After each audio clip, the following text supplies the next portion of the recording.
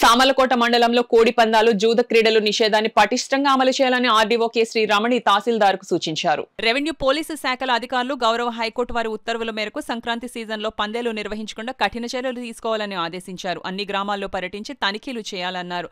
సంక్రాంతి పండుగ సాంప్రదాయబద్ధంగా జరుపుకునే విధంగా ప్రజలను ప్రోత్సహించాలన్నారు. డ్వాక్రా మహిళలు, జంతుహింస నివారణ సంఘాల సభ్యులు, మహిళా పోలీసులు, గ్రామ రెవెన్యూ అధికారులు, పంచాయతీ సిబ్బంది సమన్వయం చేసుకుని కోడి పందాలు కట్టడి చేయాలని తహసీల్దార్ చంద్రశేఖర్ రెడ్డి సూచించారు. Just about to start. రేపటి నుంచి 3 రోజుల పాటు సంక్రాంతి సంబరాలు జరగనున్నాయి.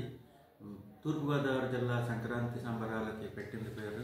అసలు సంక్రాంతి సంబరాలు అంటే మనకందరికీ మన గంగిరెడ్లు, హరిదాసులు, గోబ్బెమ్మలు ఇవి కదా. కానీ గత కొద్ది కాలంగా కేవలం కోడి పందాలు, గుండాట ఇవే సంక్రాంతి సంబరాలుగా మనం చాలామంది భావించే పరిస్థితికి దిగజారిపోయారు.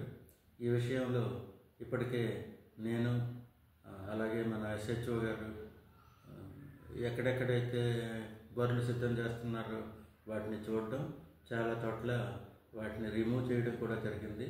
అలాగే అంతకుముందే మేము ప్రతి ఊళ్ళోనూ తిరిగి సంక్రాంతి సంబరాల గురించి అలా చేసుకోవడం గురించి వాళ్ళందరికీ కూడా అవేర్నెస్ క్యాంపులు కూడా కండక్ట్ చేయడం జరిగింది. అట్లాగే సంక్రాంతి సంబరాల ముద్దు, కోడి పందాలు వద్దు అంటూ మేము స్లోగన్స్ అట్లాగే బ్యానర్స్ కూడా ప్రదర్శించాము. అయినప్పటికీ చాలా చోట్ల ఈ కోడి పందాలకి బరువు సిద్ధం చేస్తున్నారు. కోడి పందాలు కోళ్ళకి కత్తులు కట్టకుండా ఆడినంత వరకు పర్వాలేదు.